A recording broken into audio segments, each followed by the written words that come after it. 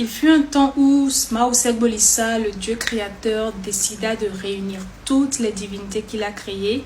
Il les appela tous, que ce soit Legba, Sakwata, Azonwanon, Daido Edo, Tohosu, le roi des eaux, Agé, le gardien des forêts, Revioso, maître du tonnerre, et toute le suite. En effet, Mao Segbolissa a voulu les rassembler pour en choisir le plus téméraire afin de lui confier la garde du portail céleste. Toutes les divinités furent donc présentes suite à la convocation sans aucune exception et le maître des mondes prit la parole en ces termes. Je vous ai fait convoquer tout ici parce que je veux désigner une parmi vous qui serait le leader incontesté des cieux et à qui je vais confier la garde du portail céleste. Pour cela, je dois prendre le plus téméraire et le plus audacieux parmi vous. J'ai aussi prévu à cet effet une épreuve et la divinité parmi vous qui pourra boire d'un seul trait un bol de bouillie fumante fraîchement enlevée du feu recevra alors cette place de choix. Donc c'est ainsi que la compétition fut lancée et chaque divinité avait son jour de compétition. Legba fut la première divinité à compétir et la bouillie chaude lui a brûlé les lèvres et la langue.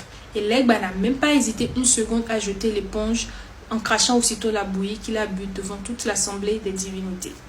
C'est ensuite le tour de Sakwata qui ne résista pas non plus et pareil pour Daido Edo, Gu et Tohosu. Aizan, roi des marchés, Agé et Minonan aussi ont tenté leur chance mais sans succès et d'autres divinités aussi ont essayé mais cuisant étant l'échec lorsqu'elles ont voulu boire la bouillie. Voyant venir cela et ne voulant pas perdre aussi la face, Revioso, le dieu du tonnerre, s'empressa d'aller consulter le phare afin de savoir quelle stratégie ou stratagème adopter pour pouvoir vaincre cette épreuve. Elle alla donc consulter le phare et le thème issu de la consultation était Tchetula Kelebabwetrupa.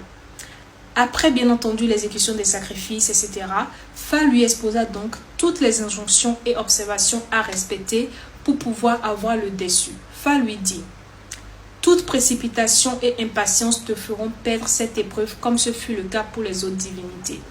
Lorsque la bouillie chaude et bouillante te sera servie, reste humble et présente-la à toute l'assemblée réunie avec révérence, comme une demande de permission.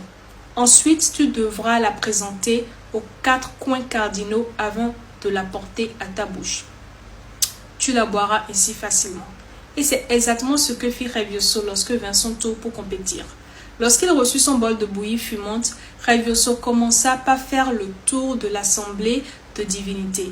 Arrivé devant chaque divinité, il s'inclinait avec beaucoup de respect et de référence et demandait la bénédiction de la divinité.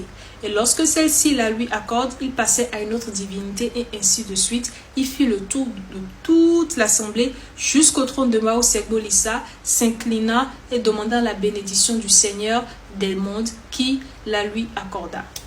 Il se tourna ensuite vers le nord, rendit grâce ensuite au sud, puis à l'est et à l'ouest, et fit la même chose, et aussitôt et d'un seul trait but la bouillie, qui, durant tout le temps qu'il a mis à faire le tour de l'assemblée des divinités, s'est déjà tiédi.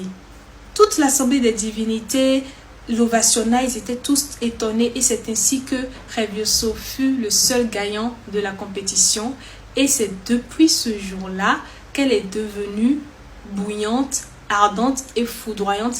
Telles étaient les qualités que lui conféra la bouillie, et Segbolissa lui confia la garde du portail céleste.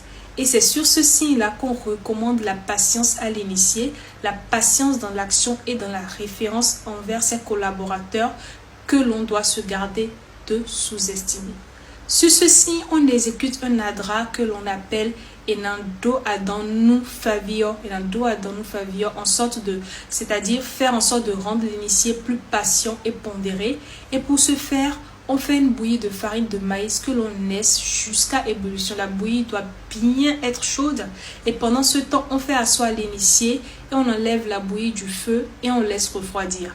L'initié se met debout. Dans son ombre est creusé un trou dans lequel on verse la bouillie déjà refroidie. C'est très important. Et ensuite, l'initié ferme ce trou à l'aide de son pied gauche et il y laisse les 2 empreintes de ses 2 pieds après avoir totalement fermé le trou en disant Rundadando, ce qui veut dire chantèrent ma colère. Rundadando, chantèrent ma colère. Ensuite, on appelle Yi le Yai du signe que l'on verse dans les empreintes des pieds laissées par l'initié. Cela aide l'initié à cultiver la patience, la pondérance et à la maîtrise de sa colère. Qu'est-ce qu'il faut retenir rapidement sur Bétroupin? C'est que la force réside dans le calme et la sérénité. Quand on va parler des allégories sur Bétroupin, il y en a qui, par exemple, disent que quoi qu'on dise, c'est l'enfant de Fa qui aura le dessus. Il est recommandé aux natifs d'accorder une importance capitale à Fa et à ses prescriptions et à ses recommandations, car ça va leur garantir la réussite